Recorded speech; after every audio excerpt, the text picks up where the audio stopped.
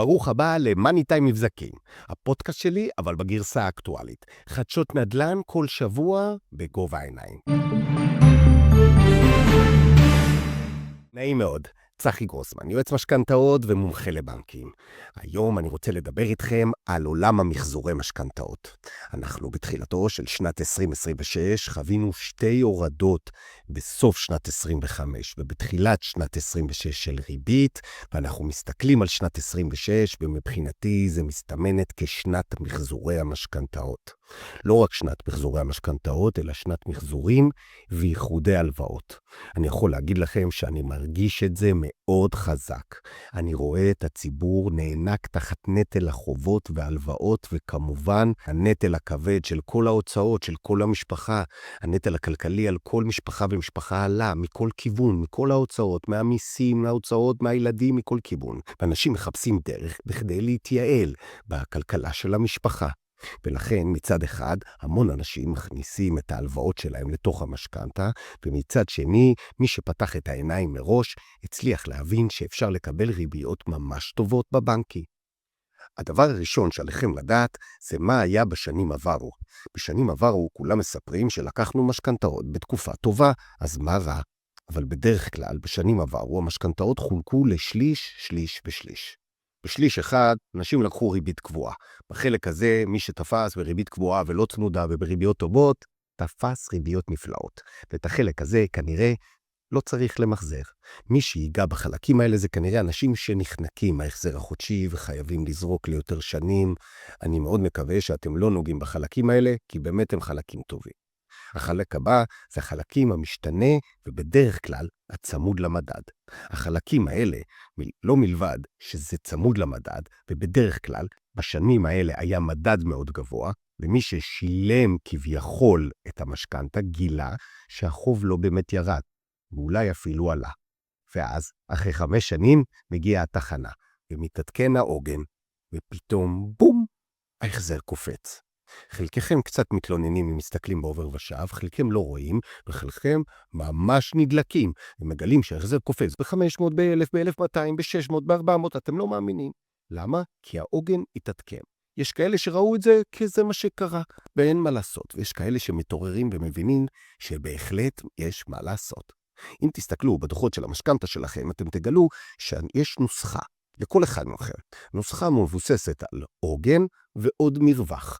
בשנים עברו שהריביות היו נמוכות, הבנקים לקחו מרווחים מאוד גבוהים, בין 2-3%. כלומר, כמה שעולה לבנק לגייס את הכסף, בעוד מרווח של 2-3%.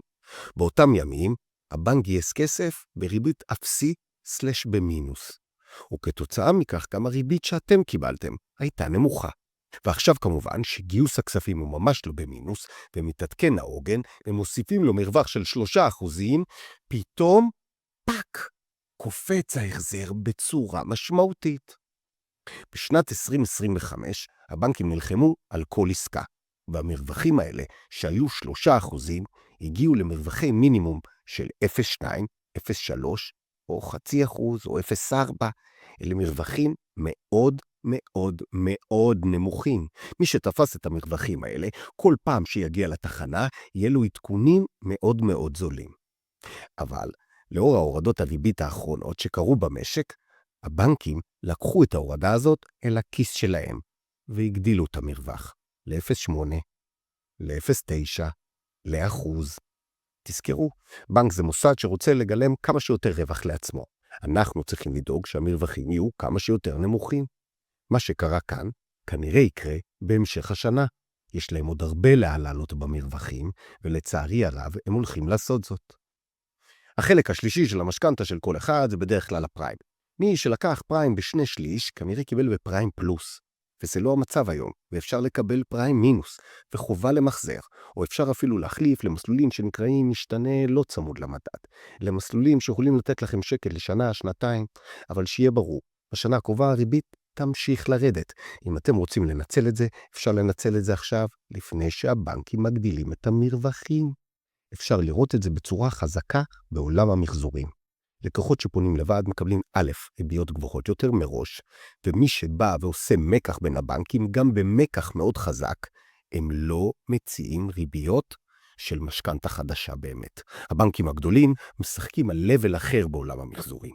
אם אנחנו רוצים להביא ריבית נמוכה, אנחנו חייבים לנוע בין הבנקים השונים ולאתגר גם עם בנקים קטנים.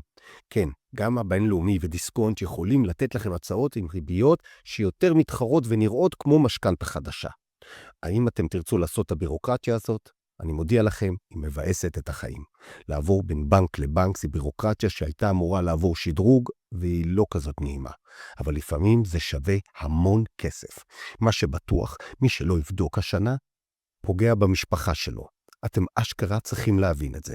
הריביות משתנות, אתם תקועים עם מסלולים של העבר, ומי שלא יעשה שינויים בשנה הקרובה, יפגע במשפחה שלו. ובהחלט זה אפשרי, בין אם לקחת יועץ, בין אם לעבוד לבד. שנת 26 היא שנת המחזורים.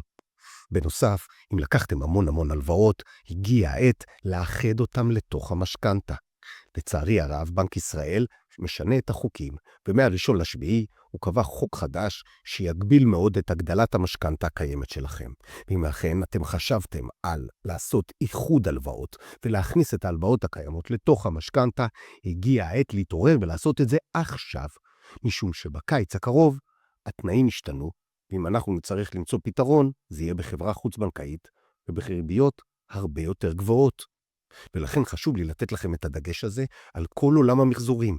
זה עולם שהולך ומשתנה בשנה הקרובה, כי א', הכדאיות שלנו גדלה, וככה הגרידיות של הבנקים עולה.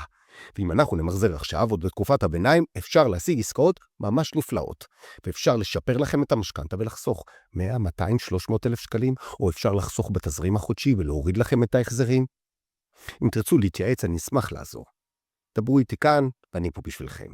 ניפגש בפרק הבא על עולם המשכנתאות.